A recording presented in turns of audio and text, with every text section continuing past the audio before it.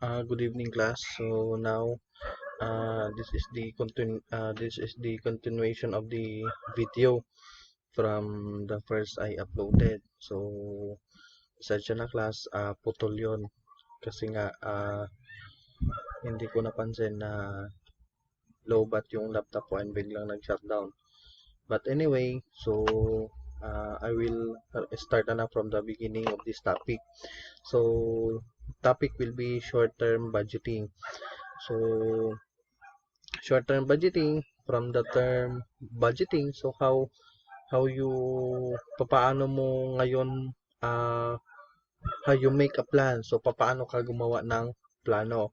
Especially for the individual, gaya sa atin, 'di ba nagbabudget din tayo. So, nagpaplano tayo about our expenses, our income, and at the same time, savings natin. And then when you say short term, uh, short term kasi is it's just only for a period of time, 1 year, monthly, or the quarterly. So this will be the topics. Budget. So it is a plan. So, expressed in quantitative form, primarily in financial expression. Ibig sabihin ng quantitative form, yung mga plano na naka-indicate in numbers. But numbers with financial expression, ibig sabihin money ang pinag-uusapan dito. When plans are expressed quantitatively, they are more objective, understandable, and measurable. Kasi daw, kapag yung plano is naka-indicate in numbers, mas madali siyang maiintindihan at saka it can be measurable easily. Next, budgetary process is dependent on organizational structure and purposes. So take note class, here in short-term budgeting, ang pinag-uusapan natin dito is yung kumpanya. So, syempre, ang kumpanya is gumagawa ng budget. Let's say for example, binabudget nila kung ilang raw materials yung bibilhin nila. Pwede kaya ilang how much ngayon yung kanilang ibabudget for the pay- payment of expenses, payment sa pasweldo, payment sa mga overhead costs. So, kailangan mong i-budget yon. Kasi nga, kung wala kang budget para sa isang kumpanya, so paano ka ngayon makakapag-allot ng money for that specific purpose? So, as such, the budget normally starts in answering the basic question, is there a market for the business? So, meron ka bang mabebentahan? Let's say, for example, yung magiging product mo is native products. So, kapag magbebenta ka ng native products, meron bang bibili ng native products mo or wala? So, yan yung magiging basis. So, this question directs the master budgeting process to start in the sales budget. So, take note class, in budgeting process, master budgeting process, ibig sabihin, ito na yung kabuang budget process. Nag-i-start siya sa sales budget. Take note of that class ha. Sa budgeting, it always started with the company's objective. And then, yung master budget, it always start with the sales budget. So what is sales budget? Mathematically, sales are affected by unit sales price and quantity sold. So from the word sales, benta. So siyempre kapag magbebenta ka, ang importante dito is magkano yung presyo mo, sales price. And then at the same time, ilang piraso yung ibenta mo or the quantity sold. The unit sales price is affected by costs, competition, product substitutes, market trends, government regulation, demand and supply behavior, and estimated profit among other things. So, yung unit sales price mo daw class is or yung presyo ng ibinebenta mo is naapektuhan ng unang-una cost or yung gastos. Siyempre, kapag magsiset ka ng presyo for your product, you need to look at your cost. Magkano ba yung gastos mo? So, syempre, di ba, ito yung ginastos mo. Dadagdagan mo ng markup or income. And then, yun na yung magiging gross sales price mo. And the same time, competition. Ibig sabihin ng competition, let's say for example, nagbebenta ka ng product mo at 100 pesos. Yung kakompetensya mo nagbebenta at 90 pesos. So, syempre, for the buyer, mas pipili nila yung 90 pesos. So, kaya yung unit sales price mo tend to decrease. Dapat, babaan mo din yung presyo mo para makapasok ka sa competition. Product substitutes, market trends. So, market trends, ibig sabihin, nakadepende dun sa kung ano yung uso. Ano bang uso ngayon? So, dyan nakadepende yung unit sales price mo. Just sa ngayon ng mga panahon. So, since ang mga plants are sikat, so, or uso ngayon, so, yung mga presyo ng plants ngayon is mataas. Diba? So, dati na hindi pang sikat ang mga plants, wala lang. Binabaliwala yung mga plants dati. Yung mga tanim. So, mababa ang presyo ng mga plants doon. Kasi nga, hindi pa uso. So, since naging uso na, yung presyo tumaas. So, nakadepende yung presyo dun sa market trend. At the same time, government regulation. So, syempre, government regulation by way of Department of Trade and Industry. So, SRP. Suggested retail price mo.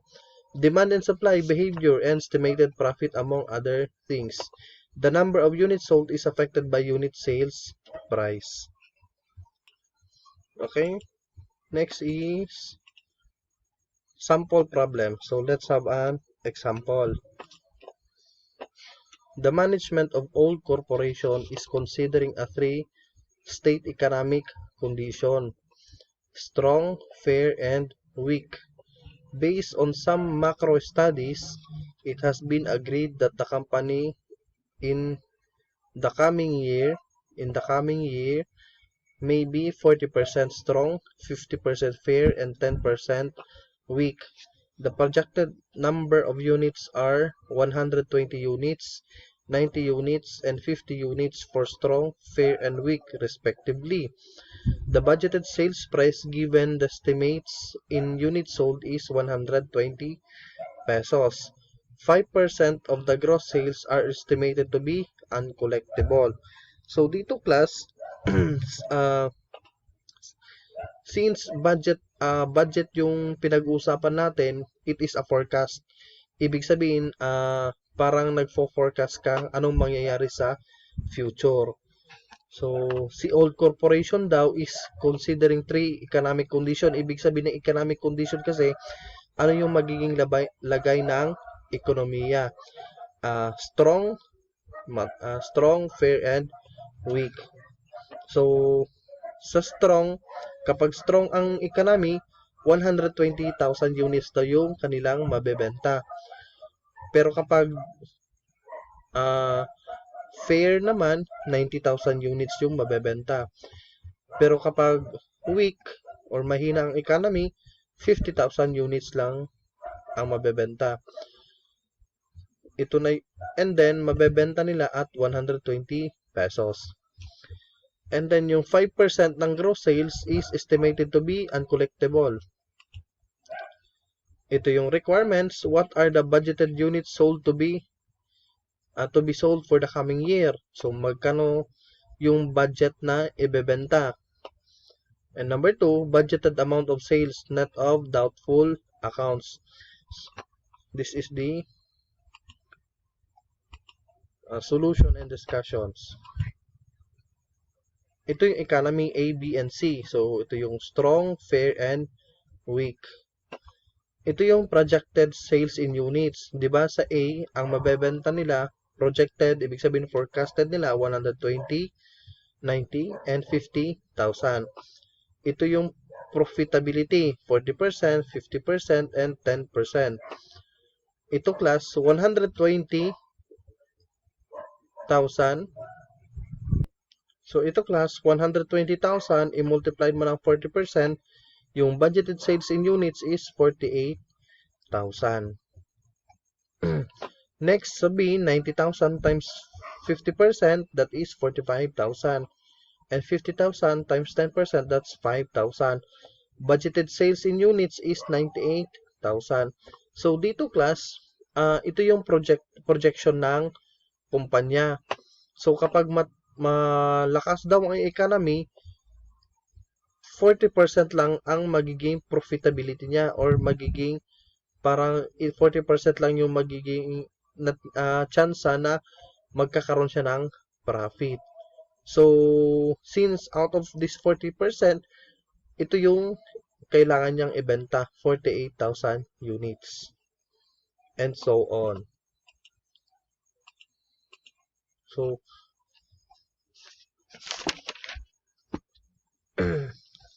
the budgeted sales in pesos shall be, so magkano ngayon? Budgeted sales in units. Ito na yung projected sales in units. Ibig sabihin, 98,000 na piraso. I-multiply mo ngayon sa presyo, 120 pesos. Ito na yung budgeted gross sales in pesos. Naintindihan? And then next, less allowance for doubtful accounts.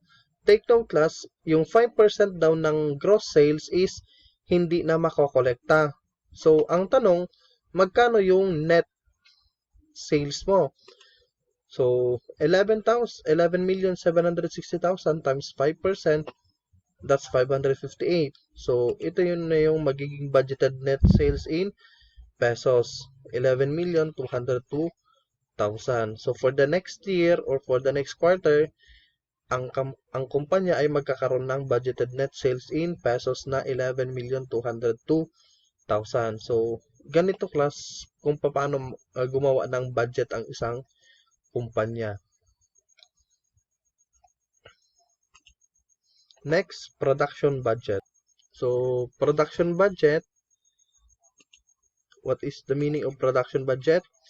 It is based on budgeted sales and inventory policy. So, itong production budget class, ilang piraso ba yung kailangan mong gawin?